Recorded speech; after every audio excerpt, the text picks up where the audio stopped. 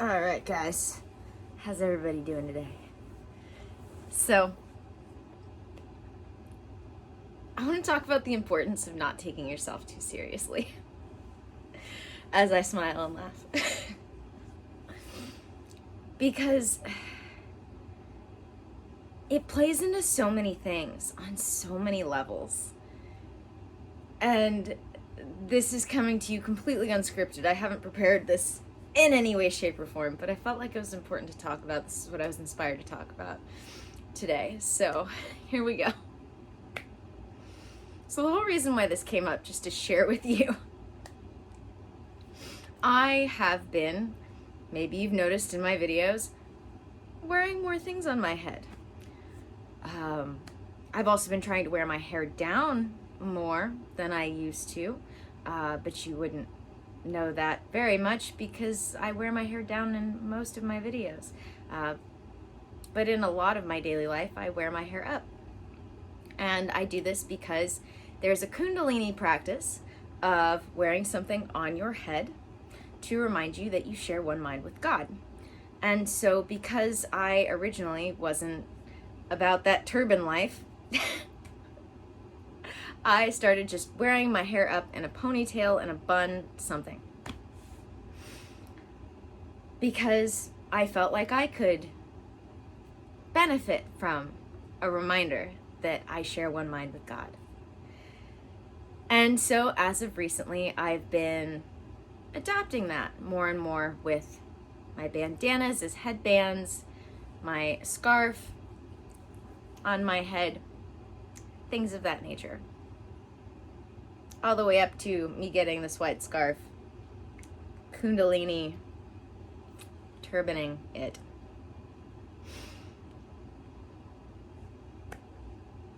So where this came from today was my significant other came home and he knocked on the office door and came in, and I was watching a video. So I'd been watching several videos on different ways to tie a turban.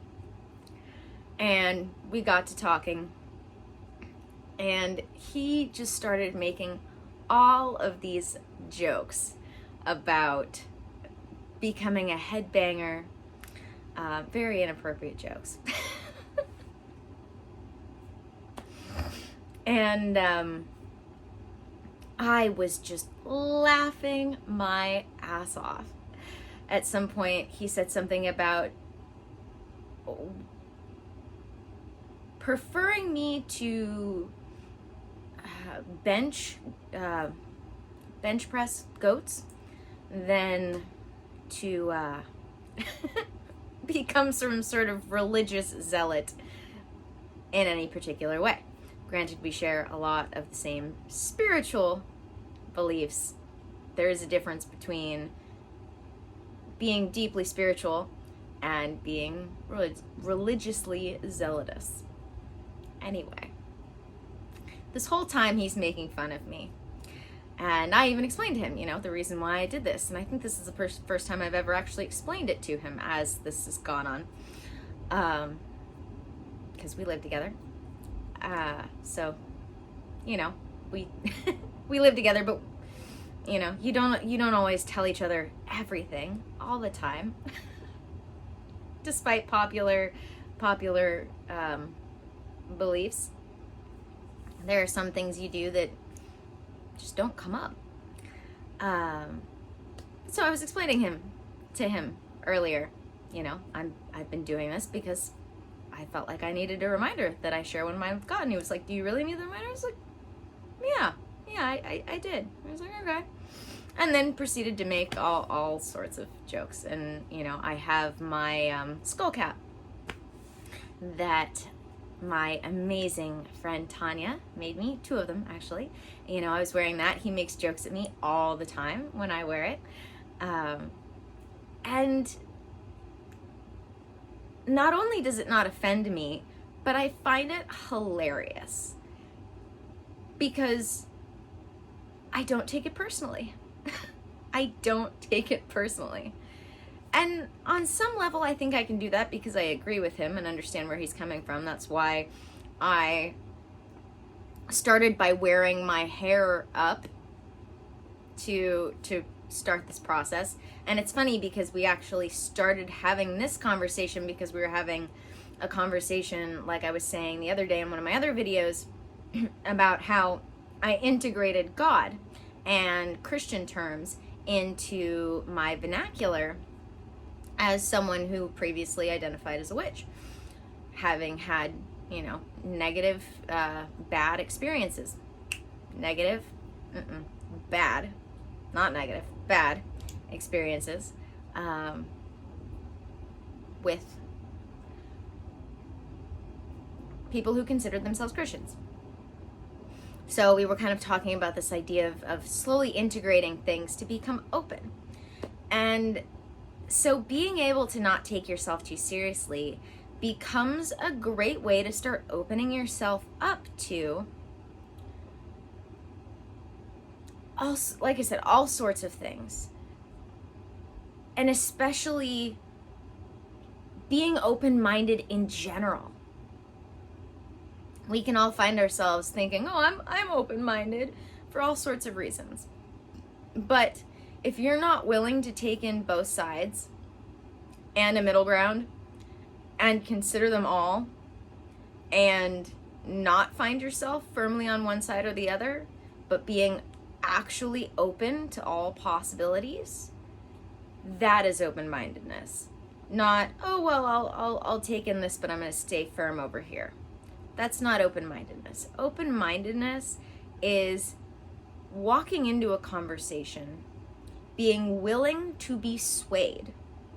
Whether or not you end up swayed in either direction, the willingness to be moved in either direction or into the middle, that is a direction as well, is what open-mindedness truly is. And so again, I come across people all the time who are like, well, I'm open-minded, but they think that they're open-minded because they're willing to have conversations with people they disagree with.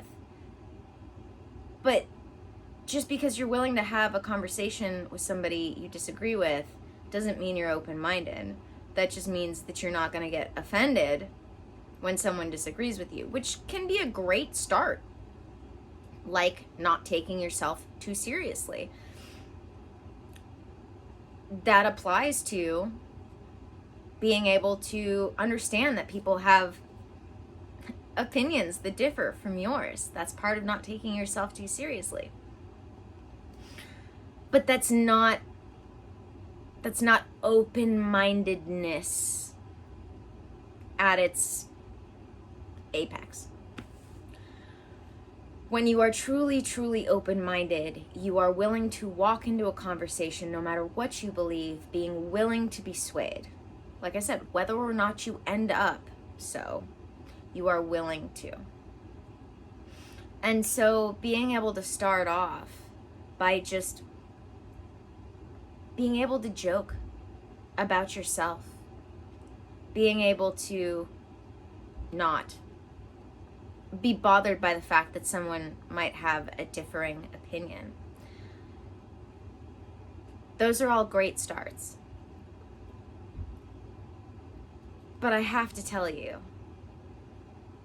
that being able to laugh at yourself, like truly laugh at yourself, like I was laughing so hard that he started laughing at me because I was still laughing. I thought it was so funny and genuinely thought it was funny. I wasn't like defensively laughing, and I'm still laughing about it because I don't take myself too seriously. And look, I could have been offended for all sorts of reasons. Just the fact that he was questioning how I felt, let alone making fun of what I was doing. But I wasn't, because I'm not attached to any of these things, and I understand why I'm doing them. And that's a big thing too, is that often people get offended when other people make fun of them or disagree with what they're doing because they don't have that concrete belief in them actually thought out as to why they're doing it.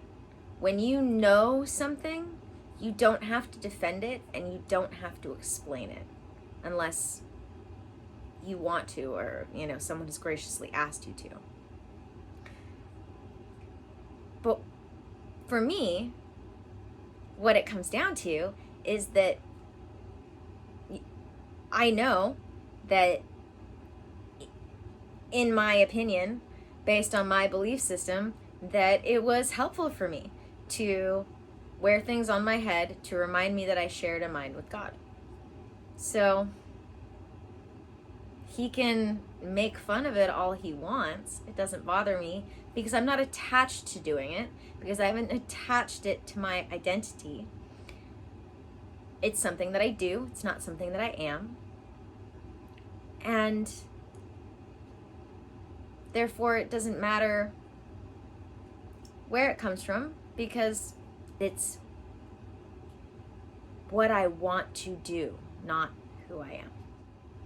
So yeah, I want to just invite everyone to take the opportunity to recognize when you find yourself being bothered or insulted by something that someone said. Check in with yourself, because you're going to find that it's because you identified with something they said and you're attached to that identity. And it's those attachments, as I've been talking about recently, that cause us pain.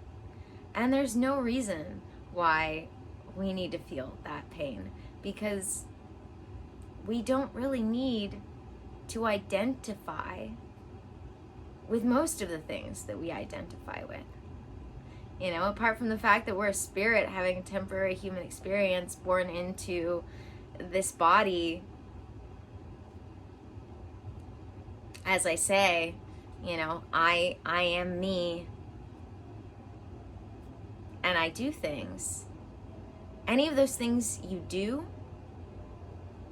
are things that you're going to find yourself having attachments to, that you're going to find you're identifying with. And those are the things you need to start letting go of in that sense. Not to say that you have to stop doing them, but release yourself from feeling the need to identify with them. Release the need to have that attachment to it, because the more and more, especially if you awaken, but even just the more and more you live, the more you realize that as a tow truck driver once said when I was in a car accident, life is not static, it is dynamic. Life is constantly changing. And if it's not, and it doesn't have to be massive changes necessarily, but if it's not, then you're probably holding yourself back in a lot of ways from growing, in a lot of ways that would make you healthier and therefore happier. So we have to be willing to let go of the resistance that we're experiencing due to attachment, which allows us to then not take ourselves too seriously. And if you can find those little points of resistance, you can start to narrow down where that pain point is, and therefore where that point of attachment is, that you could be just opening the door to. It doesn't have to go anywhere, but just leaving that door open, which has been a reoccurring theme lately. This idea of loving yourself as you are, or loving someone else as they are, while leaving the door open to possibility. So that way, at the very least, when you're ready, you haven't shut yourself off to what will truly make you happy. There is no amount of ego-driven, what's the word I want to use? Ego-driven,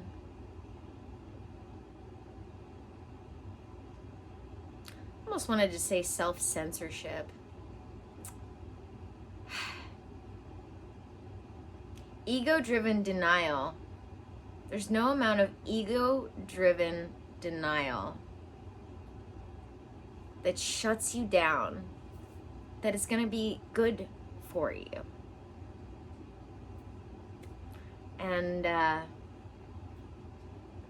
when you can start to realize that, which is actually interesting because that came up in our conversation this evening as well, being willing to, just for a moment, whether you believe in it or not, follow the direction of someone else you trust just because they asked you to.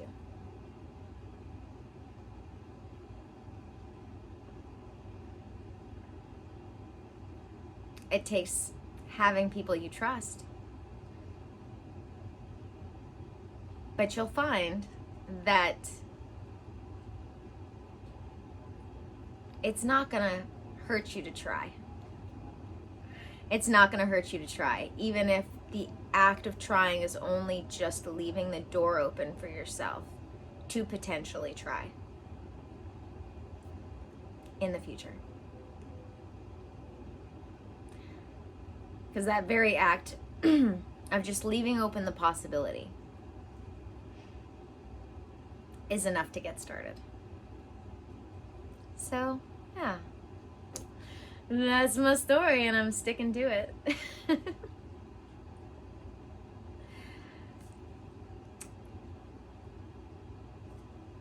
Thank you guys for joining me for another video. Don't forget to subscribe if you haven't already. Don't forget to check out all the links in the description. I just yesterday's video was my morning practice, and I would love to hear from you guys. So I'm considering doing my nighttime practice as a video, which is different from my morning practice. And so I'm considering doing the full morning video where you can actually do it with me. I can walk you through it, and you can do it with me for the full amount of time rather than me just kind of talking about it. And, you know, I had those moments that were time-lapsed. And I'm considering doing that for my nighttime practice as well. So let me know what you want in the comments. I can do a full version of my morning practice. I can do a shortened or full version of my evening practice. But I want to hear from you guys.